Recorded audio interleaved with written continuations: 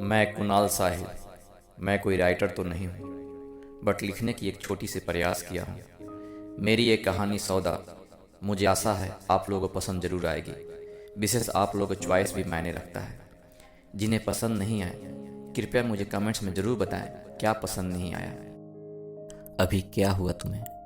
आज तुम बहुत उदास दिखाई दे रहे हो। किसी ने तुम्हें कुछ कहा है या किसी से झगड़ा करके आए हो? अभी तुम बोलते क्यों नहीं? पायल अभय को उदास देखकर उससे पूछी। पायल प्लीज, खुदा के लिए मुझे अभी अकेला छोड़ दो। मैं कुछ पल के लिए अकेला रहना चाहता हूँ। मेरा दिमाग अभी कुछ काम नहीं कर रहा है। कहीं ऐसा ना हो कि मैं तुम्हें कुछ बोल दूँ और वो तुम्हें बुरा लग जाए। अभी तुम क्या समझते हो? तुम्हें अकेला छोड़ देने से तुम्हारा दिमाग सही हो जाएगा? नहीं, यह तुम्हारी गलतफहमी है। अभी कोई भी बातें जो दिल को चोट पहुंचाती हो, उसे दिल में दबाए रखने से वह एक दिन नासूर बन जाती है। इसलिए जो भी बातें दिल को चोट पहुंचाती हो, उसे दिल से निकाल कर फेंक देना चाहिए या उस समस्या का हल निकालना चाहिए। यही कारण मैं तुम्हें अक्सर समझाती हूँ कि शादी कर लो। इससे तुम्हारा अकेलापन भी दूर हो जाएगा और तुम्हें एक जीवन साथी भी मिल जाएगी। लेकिन तुम्हारे कानों पर तो एक जूं तक नहीं रेंगती। आखिर मैं तुम्हारी हूँ ही कौन? तुम्हारे कारण आज मैं घर में किसी से आंखें नहीं मिला पा रही हूँ। आजकल भाभी भी मेरा अक्सर मजाक उड़ाती हैं, कहती हैं कि मेरे भाई के दिलो दिमाग में तो सिर्फ तुम छाई हो, इसलिए वह शादी करना नहीं चाहता। पायल यह बोलकर वहाँ से रोते हुए चली गई। अभय पायल के दिल को ठेस पहुंचाना नहीं चाहता था। वह कभी भी पायल के आंखों में आंसू नहीं देख सकता था। इसीलिए वह उसी समय पायल के कमरे में गया जहां पायल बिस्तर पर लेटी रो रही थी। अभय पायल को गले से लगाकर उसकी अश्कों को अपनी उंगलियों से साफ करते हुए बोला, पायल तुम पागल हो गई हो क्या? थोड़ी सी बातों में तुम रोने लगी?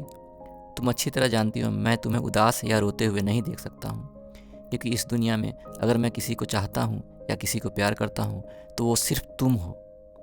पायल तुम मेरी सब कुछ हो। अगर तुम मेरी ज़िंदगी में नहीं आई होती तो पता नहीं आज मैं कहाँ होता। पायल, इस ज़िंदगी से मैं बहुत परेशान हो गया हूँ। तुम तो मुझे अच्छी तरह जानती हो। मैं बचपन से कितना अकेला और तन्हा रहा हूँ, और आज भी मैं बिल्कुल अकेला हूँ। अभी इसीलिए तो मैं तुझे हमेशा समझाती हूँ, दोस्त बनाने से बनते हैं। तुम तो हमेशा सबसे अलग थलग रहते हो। अगर किसी से मिलोगे नहीं तो दोस्त कहाँ से बनेंगे? पायल अपनी अश्कों को साफ करते हुए बोली थी। यह सच है पायल, लेकिन आजकल सच्चे दोस्त मिलते कहाँ हैं? उन्हीं की तलाश में आज सालों गुजर गए। जो भी मिला वो पैसा, पावर या मतलब के लिए। खैर छोड़ो इन बातों को पायल। जब तुम मेरे साथ हो तो किसी और की मुझे क्या ज़रूरत है? पायल, क्या तुम मेरे दिल के जज्बातों को नहीं समझती हो या समझने की कोशिश नहीं करती? अभय शरारती निगाहों से पायल की तरफ देखते हुए बोला था। अभी तुम कभी नहीं सुधरोगे, कभी तो सीरियस हो जाया करो। पायल निगाहें झुकाते हुए बोली थी। पायल, मजाक मैं तुमसे नहीं करूँगा तो क्या तुम्हारी सहेलियों से करूँगा, जो मेरी बैंड बजा देगी? एक तुम ही तो हो जो मुझे समझती हो। इसीलिए तो आज मैं तुम्हारे पास हूँ, नहीं तो पता नहीं आज मैं कहाँ होता। अभी इस दुनिया में दो ही तरह के लोग अकेले रह सकते हैं, एक है देव, नहीं तो दूसरा दानव। और जहाँ तक मैं तुम्हें जानती हूँ, तुम इन दोनों में से कोई नहीं हो। इसलिए मेरा कहा मानो और लोगों के साथ रहना सीखो। इस दुनिया में जीने के लिए साथी बहुत ज़रूरी है, समझे बुद्धू? पायल उसकी नाक को खींचते हुए बोली। हाँ मेरी अम्मा, मैं समझ गया। और नहीं समझकर मुझे मरना है क्या? अभी दोनों हाथों को जोड़ते हुए बोला था। अभी क्या मैं जान सकती हूँ कि तुम आज उदास क्यों हो? पायल अभय की तरफ सवालिया नज़र से देखी थी। पायल, यह भी कोई पूछने की बात है? मैं तुम्हें नहीं बताऊं, भला ऐसा कभी हो सकता है? जानती हो, आज मैं घूमते हुए मीठापुर बाजार की तरफ चला गया था, जहां अचानक मुझे मुस्कान मिल गई, जिसका कभी मैं कल्पना भी नहीं किया था कि हम दोनों फिर कभी दोबारा भी मिलेंगे। उसे देखकर मैं खुद को रोक नहीं सका और उसके पास चला गया। वह पायल की तरफ देखते हुए बोला था। अभी यह मुस्कान कौन है? यह नाम तो पहली बार मैं सुन रही हूँ। पायल अभय के आंखों में झांकते हुए बोली। पायल, तुम नहीं जानती, मैं पिछले साल जब छुट्टियों में घर आया था और मेरी छुट्टियां खत्म होने में लगभग 10 दिन शेष थे, उसी समय मेरे शादी के लिए बहुत से लड़की वाले मुझे देखने आए थे। उन लोगों को मैं पसंद आ जाता, लेकिन मेरी भाभी को कोई लड़की पसंद नहीं आती थी। उनको ऐसी देवरानी चाहिए जिनको लोग देखे तो देखते रह जाए। कहने का मतलब है देखने में खूबसूरत हो, पढ़ी लिखी हो और साथ में दहेज भी लेकर आए। अगर ज़्यादा नहीं ला सकती तो कम से कम इतना तो लेकर आए जितना वो लेकर आई थी। लेकिन अफसोस, कहीं खूबसूरत तो पढ़ी लिखी नहीं और कहीं पढ़ी लिखी तो खूबसूरत नहीं, जबकि दहेज तो दूर की बात थी। यही कारण मेरे घर वाले को आज तक कोई लड़की पसंद नहीं आई। एक दिन भाई अपने दोस्त मनोज से बातों ही बातों में मेरे शादी की बात की तो उन्होंने कहा, मैं आपको ऐसी लड़की दिखाऊंगा कि आप ना नहीं कह सकोगे।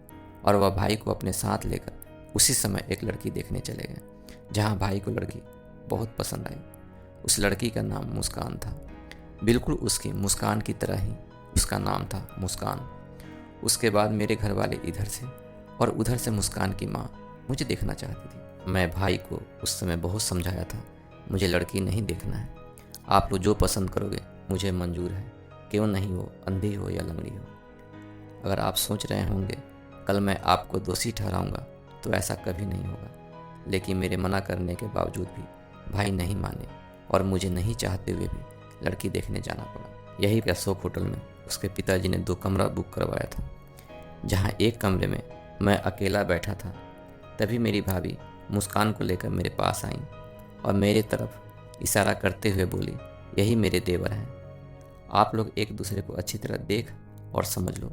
और वो वहाँ से चली गई। उनके जाने के बाद कमरे में बिल्कुल खामोशी छाई रही। मुझे कुछ समझ में नहीं आ रहा था कि मैं क्या बातें करूं, और वो मेरे सामने सिर झुकाए खामोश बैठी थी। यह मेरे ज़िंदगी का पहला अनुभव था जब किसी लड़की के सामने मैं या मेरे सामने कोई लड़की, वो भी अकेली। सच पूछो तो उस समय मेरी हालत देखने लायक थी। मेरे हाथ पांव फूलने लगे थे, मेरा बदन पसीने से तरबतर हो चुका था। मैं एकटक धरती को देखे जा रहा था। मेरे समझ में कुछ नहीं आ रहा था कि मैं क्या करूं। इसी कसमकस में काफ़ी वक्त गुजर गया। तब किसी तरह हिम्मत जुटाकर बातों की शुरुआत करते हुए मैंने कहा, मुस्कान जी, क्या यह शादी आपकी मर्जी से हो रही है? अगर यह रिश्ता तय हो जाता है तो क्या इस शादी से आप खुश रहेंगे? उसका जवाब था, हाँ, यह शादी मेरी मर्जी से हो रही है और मैं इससे खुश रहूंगी। वह अपनी निगाहें नीचे झुकाते हुए मुस्कुराकर बोली। उसकी आवाज़ में एक अलग तरह की खनक थी, एक अलग तरह की कशिश थी जो मुझे अपनी तरफ खींच रही थी। तब मैं बातों की सिलसिला को आगे बढ़ाते हुए फिर से बोला, मुस्कान जी, आप मुझे अच्छी तरह देख और समझ लें, उसके बाद कोई फैसला लें। कहीं ऐसा ना हो आपको अपने फैसले पर जिंदगी भर पछताना पड़े। अगर आप सोच रही होंगी कि आप मुझे पसंद आएंगी या नहीं, तो यह गलत सोच रही हैं। शायद आपको पता होगा मैं खुद आपको देखने नहीं आ रहा था, लेकिन आपकी माँ मुझे देखना चाहती थी, इसलिए मुझे आना पड़ा। आप बेफिक्र होकर अपना जीवन साथी चुन सकती हैं। ये नहीं कि मैं लड़का हूँ इसलिए मेरा ही हक बनता है हाँ या ना कहने का। ऐसा कुछ नहीं है। आप मेरी तरफ से स्वतंत्र हो। अगर आपको हम पसंद आए तो आप हाँ करें, नहीं तो ना कर दें। मुस्कान जी, अगर आप मुझे पसंद करती हैं और मेरे से शादी करना चाहती हैं तो मैं आपको कुछ बताना चाहूँगा जो शायद आपको अच्छा ना लगे, लेकिन एक बार मेरे जगह खुद को रख कर सोचना। वो मेरी तरफ शोक दृष्टि से देखी। उसकी आंखों से ऐसा लग रहा था जैसे वो पूछ रही हो, क्या बताना चाहते हो? शादी के बाद अगर आप चाहेंगी मेरे साथ रहें, जो आजकल की लड़कियां चाहती हैं, तो ऐसा नहीं होगा, क्योंकि मेरे लिए मेरा परिवार ही सब कुछ है। उसमें शादी के बाद आप भी शामिल होंगी। मेरे घर में आपको एक बहू बनकर नहीं, बल्कि एक बेटी बनकर आना होगा। मेरे माँ बाप की तो बात ही छोड़ दें, अगर मेरे भाइयों ने मेरा साथ छोड़ दिया फिर भी मैं उन लोगों को नहीं छोड़ सकता। इसलिए शादी के बाद आपको घर पर ही रहना होगा। मैं उसकी तरफ देखते हुए बोला था, आपकी सोच तो बहुत अच्छी है, लेकिन क्या यह ज़रूरी है कि मुझे घर पर ही रहना होगा, आपके साथ नहीं? वह कुछ शर्माते हुए बोली, मैं आपको पहले ही बता चुका हूँ, मैं अपने घर वालों को बहुत चाहता हूँ। वे लोग जो फैसला करेंगे मैं वही करूँगा। ऐसे भी हमारे घर वाले मूर्ख नहीं हैं। कोई भी नई जोड़ी को अलग करना नहीं चाहता। मैं जहाँ तक जानता हूँ मेरी माँ बहुत भोली है। अगर आप उन्हें अपनी माँ समझोगी और उन्हें थोड़ा सा प्यार दोगी तो वो सारे जहाँ की खुशियाँ आपके कदमों में लाकर रख देगी। आगे आपके स्वभाव पर डिपेंड करता है। इसलिए मैं चाहता हूँ आप घर जाकर अच्छी तरह सोच समझ कर यह फैसला करें, क्योंकि अगर बाज़ार से कोई सामान लाएं और वो ख़राब निकल जाए तो उसे लौटाया या दोबारा ख़रीदा जा सकता है, लेकिन शादी में तो दो जिंदगियों का सौदा होता है। इसमें हल्की सी भूल जीवन को नरक बना देती है।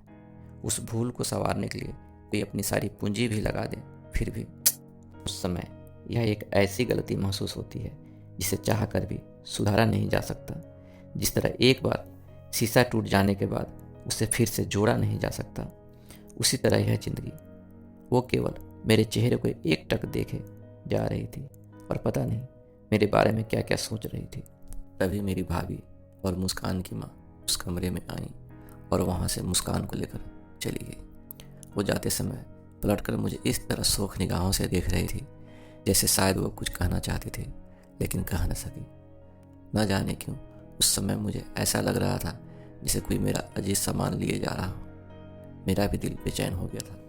हमारे घर वाले ये बोलकर वहाँ से चले आए कि आप लोग आपस में फैसला करने के बाद हमें बता दें, लेकिन अफसोस वहाँ से कोई फ़ोन तक नहीं आया। इधर मेरी छुट्टियाँ भी ख़त्म होने वाली थी। जब कोई फ़ोन नहीं आया तब भाई अपने दोस्त मनोज को फ़ोन करके उनसे लड़की वाले का राय जानना चाहा। तब वो उस बात को टालकर दूसरी लड़की की बातें करने लगे, इसलिए भाई समझ गए कि शायद उन लोगों को ये रिश्ता पसंद नहीं होगा। इधर मेरी छुट्टियां खत्म होने के कारण मुझे वापस जाना पड़ा। इसके आगे की कहानी सुनने के लिए इसके दूसरे भाग को ज़रूर सुनें। मुझे आशा है आप लोग निराश नहीं होंगे। तब तक के लिए मुझे